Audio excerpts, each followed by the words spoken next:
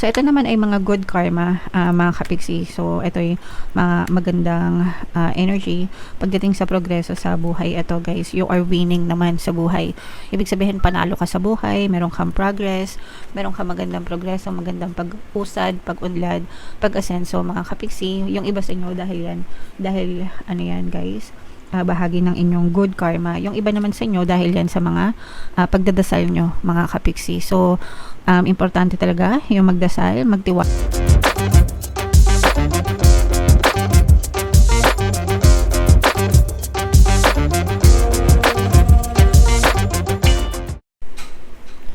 Hello guys, hello Taurus, welcome back to Pinay Pixie Tarot.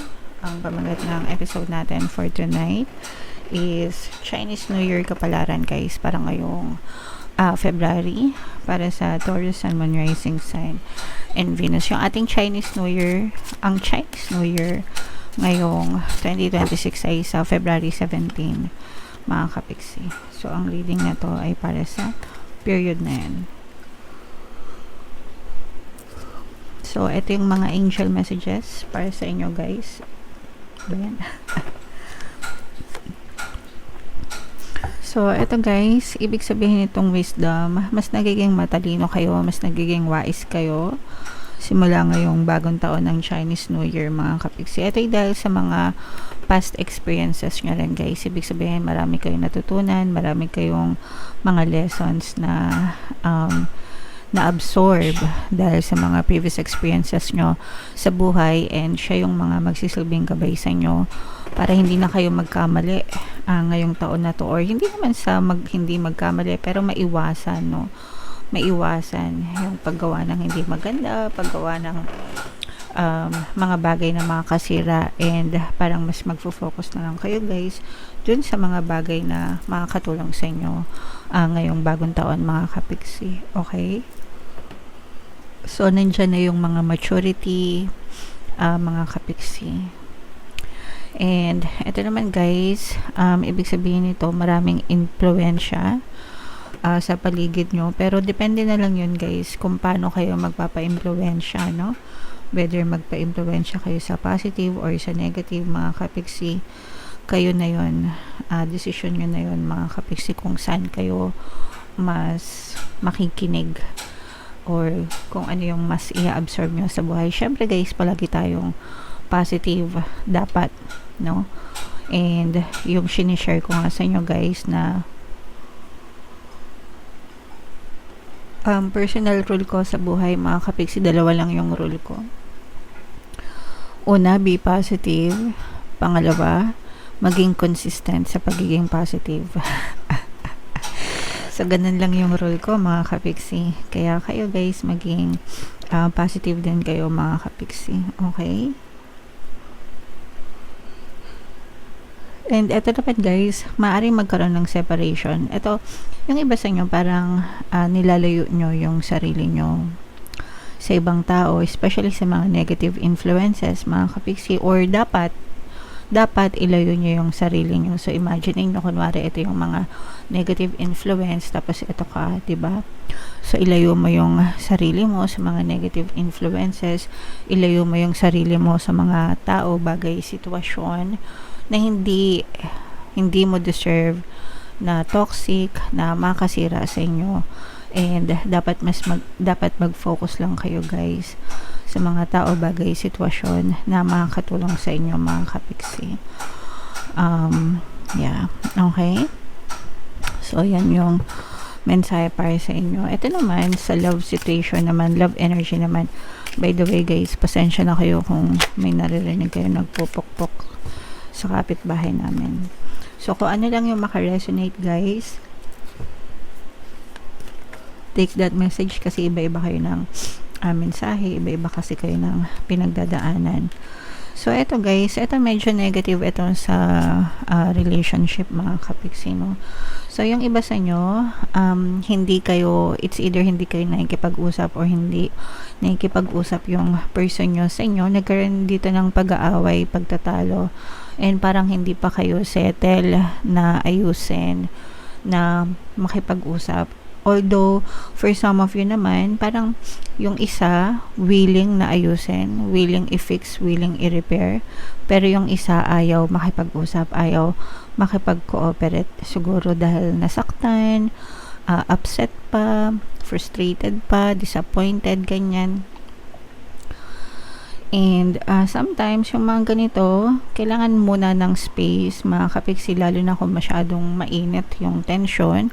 Kasi kapag masyadong mainit yung tension sa pagitan ninyong dalawa, tapos pinilit nyong mag-usap, lalo lang magkakainitan, lalo lang hindi magkakaintindihan, mga kapiksi. So, pahupain nyo muna yung init ng tension, pakalmahin. Kapag kalmado na, tsaka kayo mag-usap, mga kapiksi. Okay? Alright. And ito naman, ito sabotaging, ito guys, ito yung sumisira sa relasyon kapag wala kayong confidence sa sarili nyo, guys, no? This is coming from a place of insecurity.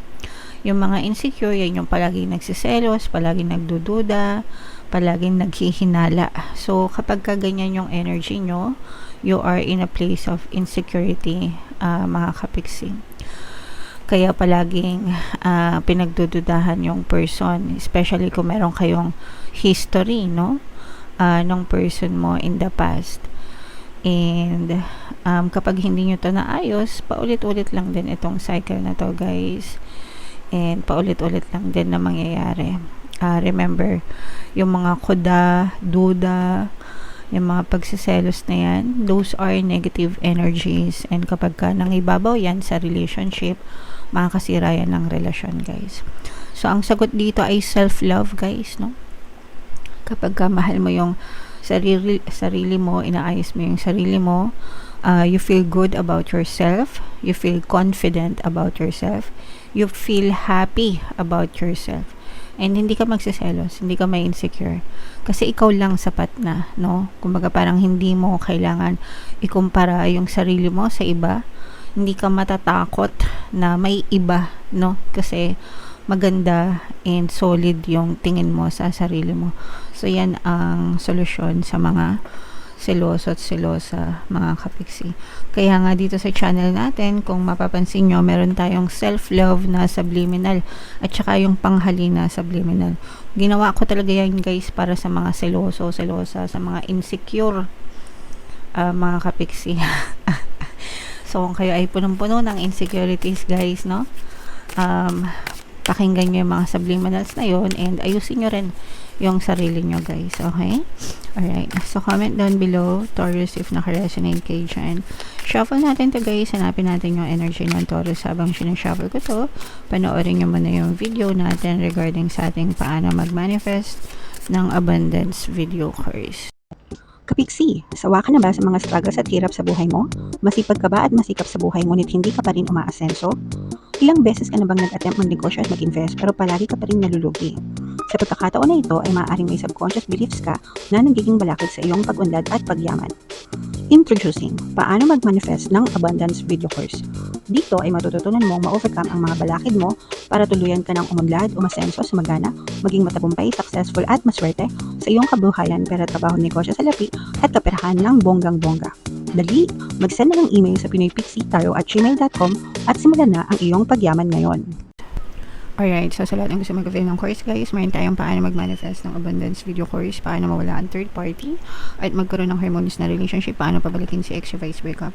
Sa mga interesado, guys, mag-send lang kayo ng email sa pinoypixie@gmail.com. And sa mga naghahanap, guys, ng pamaswerte na lucky charms or lucky bracelet, aventurin, guys, siya kasi ito rin ito. May makita kayong mga link sa description box.